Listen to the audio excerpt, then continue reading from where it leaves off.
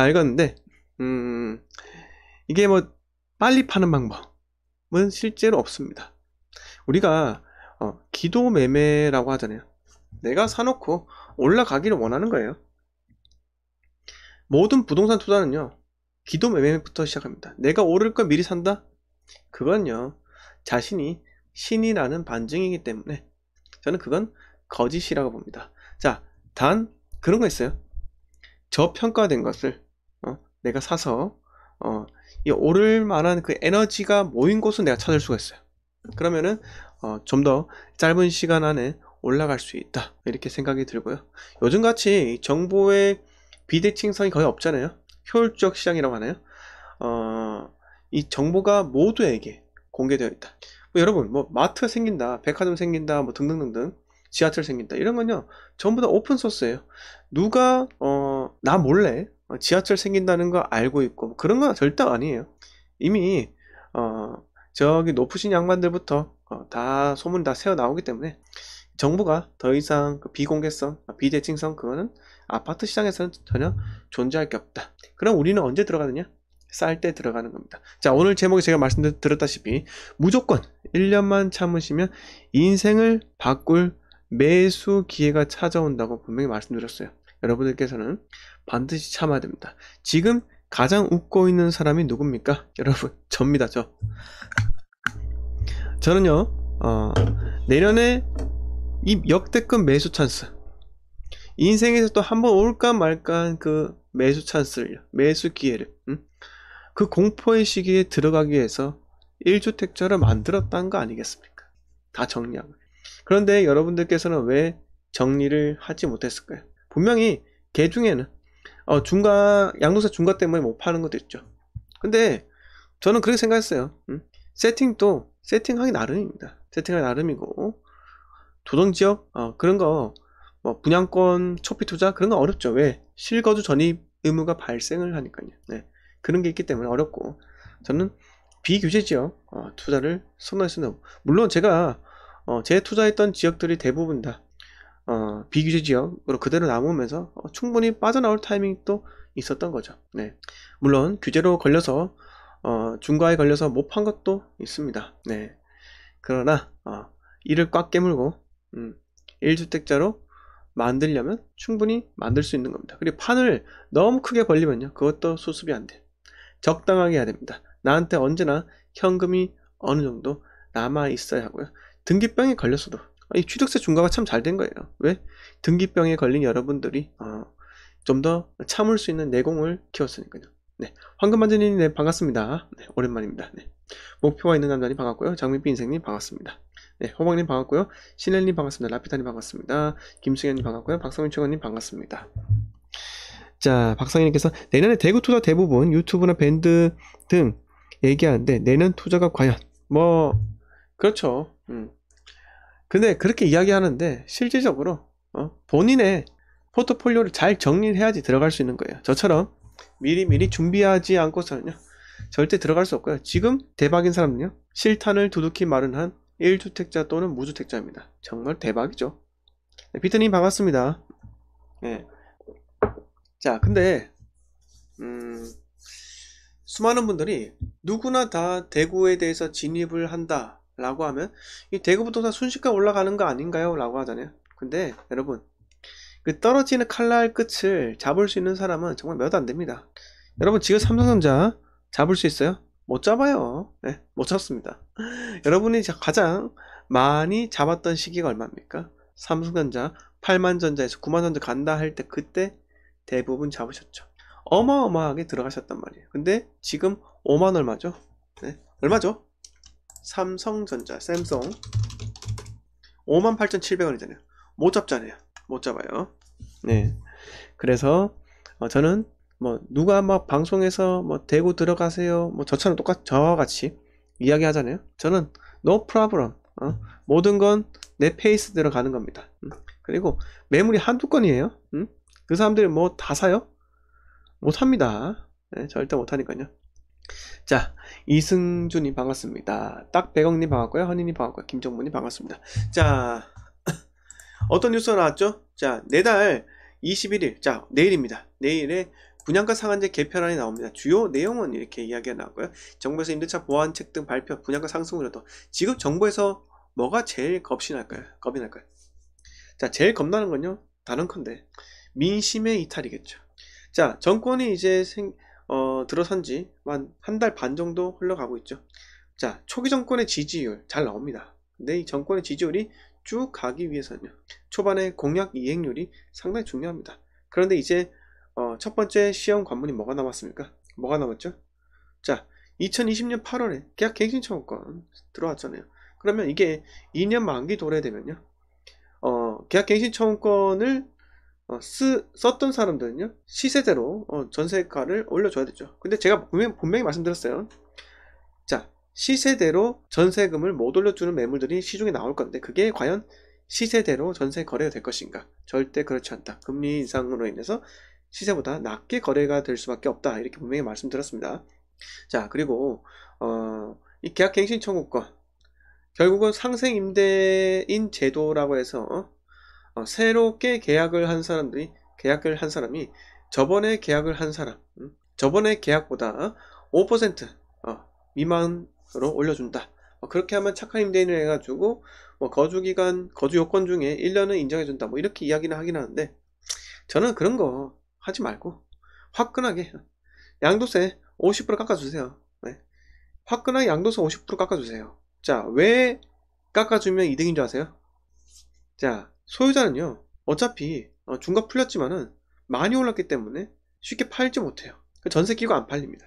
응? 전세 끼고 안 팔려요. 내가 들어가자니 전세금 내줄 돈이 없는 거죠. 왜? 전세금 반환 대출은요, 실질적으로 내 DSR로 다 걸립니다. 안 나와요. 응? 어렵다는 거죠. 자, 근데 정부 입장에서는요, 어차피 매매가 떨어지잖아요. 매매가 떨어지기 때문에 양도 차익이 줄어드는데, 당연히 양도세 50% DC 그거 언제 있는 일이에요? 나중에 있는 일이잖아요. 양도세 50% DC 해주잖아요. 지금 당장 못 팝니다. 왜? 어쨌든 간에 세입자에게 착하게 행동을 해야 되니까요. 자, 그러면 정부와 집주인 절충점이 생기는 겁니다. 네? 그래서 저는 화끈하게 양도세 50% DC 해주자고요. 착한 임대인한테. 제가 이전에 계속 말씀드렸던 부분이잖아요. 전세가 안 올려주고 시세보다 싸게 내준 집주인에게는요, 양도세 50% 화끈하게 DC 해줘야죠. 그러면은 자연스럽게 시장이 안정화가 될 수밖에 없다. 전세가가 안 올라가는데 어떻습니까? 네? 박상현님께서 저도 투자에 대해서 좀 안다고 생각했는데 조선생님 유튜브만 자꾸 보게 됩니다. 매력 있으세요. 아이고, 감사드립니다. 이게 투자를 알거나 모르거나 관계없이 제가 매력적인 거죠. 네. 감사드립니다. 네. 자, 호야님께서 내년 7월 전세 만기인데 울산 대연동 준신축 매매 괜찮을까요? 자, 울산은요, 언제 매수하라고 했죠? 자, 호야님, 제가 울산 언제 매수하라고 했습니까? 자, 김정무님께서 대구 살고 있습니다. 내년이 기대됩니다. 이렇게 하셨고요. 이승준님께서 연봉 4천 중반이고 일반과 세자 임대사업자입니다. 소득공제나 세금계산서 어느 것이 유리한거예요? 글쎄요. 이 세무사한테 한번 상담을 해봐야 되겠지만은 소득공제, 세금계산서, 임대사업자. 글쎄요. 이거 제가 이 부분 잘 모르겠는데요. 근데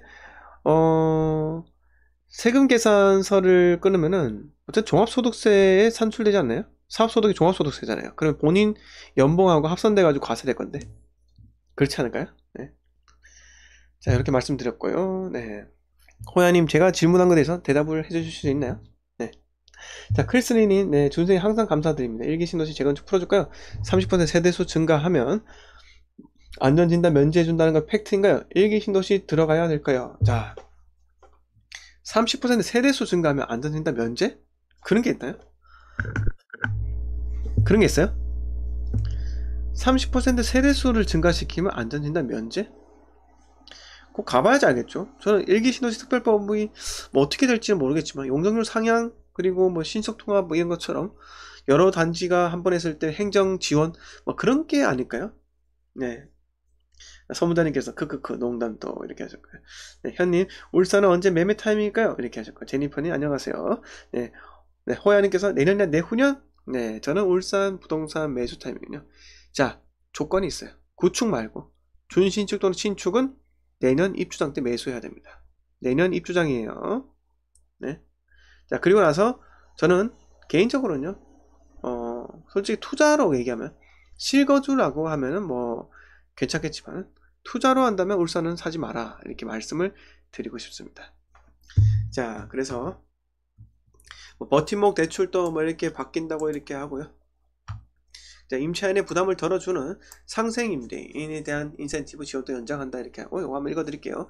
정부는 지난해 12월 20일부터 올해 말까지 계약하는 전월세 물건 중 직전 계약 대비 5% 이내로 가격을 올린 뒤 2년간 계약을 유지하는 상생임대인에게는 양도소득세 비과세 특례 적용을 받기 위한 실거주 요건 2년 중 1년을 채운 것으로 인정해주고 있다. 업계에서는 올해 한시적으로 운영하고 있는 이 제도를 연장 시행할 것이라는 전망이 나온다. 일각에서는 분양가 상한제가 개편되면 신규 아파트 값이 급등할 것이라는 우려 섞인 목소리 나온다. 근데 여러분 그거 아세요? 자, 분양가 상한제가 시행이 되잖아요. 아파트 신축 아파트를 딱 이 가격에 못을 박는 겁니다. 그러면 누가 이득이에요? 누가 이득이에요? 분양가 상한제 실시하면요 누가 이득입니까? 당연히 청약 당첨된 사람만 이득이죠. 왜? 시세보다 수억씩 싸게 하니까요. 그런데 분양가 상한제를 풀어줘 누가 이득이에요? 누가 이득이에요? 시행사. 그쵸, 시행사 이득이죠. 네. 왜? 분양가 높게 해서 청약 경쟁률 높게 해서 뭐 100% 당첨되게 한다. 당연히 그러면 시행사가 이득이죠. 뭐 시공사 이득이요? 시공사는 건설공사의 마진이 몇 퍼센트 먹고 들어오는 거예요. 들어오는 겁니다. 돈은 분양가를 다 먹는 시행사예요. 뭐 또는 뭐 조합원들, 재건축 또는 재개발 조합원들이 될 수도 있겠죠. 자, 그런데 어떤 게 더 낫습니까? 분양가 상한제 걸려있는 게 더 나을까요? 아니면 분양가 상한제 풀어주는 게 더 나을까요? 저는 그렇게 생각해요. 모든 건 시장의 원리에 따라서 가야 되는 겁니다. 그러면은 분양가 상한제 싹 다 풀어주세요. 자, 시행사가 미쳤다고. 자, 시세가 9억이고 하락기인데 11억에 분양하겠어요? 분양 절대 못합니다. 자, 시세가 9억인데 분양가 상한제 걸지 않더라도 지레 겁먹고 8억 5천에 분양할 수도 있는 겁니다. 8억 5천에 분양할 수 있는 거예요. 그러나 강남 같은 경우는 이제 높아지겠죠. 왜? 워낙 많이 올랐으니까요. 워낙 많이 올랐으니까. 자, 그러면은 일단은 아파트 공급은 빨리 돼야 되지 않겠습니까? 아파트 공급은요. 공급이 빨리 되기 위해서는 분양가 상한제 풀어줘야 돼요. 그 목적 그거 하나밖에 없다는 겁니다. 이게 뭐 100% 당첨 또는 뭐 100% 당첨이란다. 네. 그게 아니고 100% 계약 그런 거 다 떠나가지고 일단 아파트가 지어져서 시중에 싼 전세 매물이 공급되는 게 더 중요한 거예요. 그리고 지금 15억 이상 중도금 대출이 안 되는데 대출이 안 되잖아요. 그럼 어떻게 됩니까? 시행사도 15억 이상으로 분양하기가 애매하다는 거죠. 애매하다는 거죠. 9억 이상인가요? 9억 이상 분양할 때 안 나오죠? 네. 9억 이상. 애매하다는 거죠. 그러면 일정 부분은요, 시행사에서 보증 서가지고, 지연이자 물어도 내가 갚아줄게. 이렇게 해서 하는 경우도 있잖아요. 시공사 보증 대출인가요? 뭐 그런 것들. 그런 거밖에 안 돼요. 자, 아무튼 간에, 저는 일단 빨리 공급돼야 됩니다. 빨리 공급돼야지 안정화되기 때문에, 신축 분양가 마냥 올라갈 수 없는 거예요.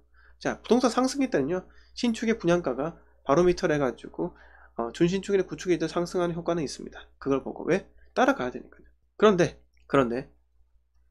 부동산 하락기 때는요, 분양가는요, 분양가 그거는 그냥 고점일 뿐입니다. 그냥 과거 가격일 뿐이에요. 와, 이렇게 공급됐었거나 그러다 마피 뜨는 거예요. 마피 뜨는 겁니다. 마피라는 게 예를 들어서 인근의 준신축이 9억대인데 신축 분양가가 11억 이렇게 나왔습니다. 그러면은 괴리가 2억이잖아요. 어떻게 됐습니까? 하락기인데 9억이 7억을 빠진 겁니다. 그러면 괴리가 4억입니다. 어떻게 될까요? 100% 마피 뜰 수밖에 없는 거예요. 상황이 마피 뜰 수밖에 없는 겁니다. 그러면 마피 뜨잖아요.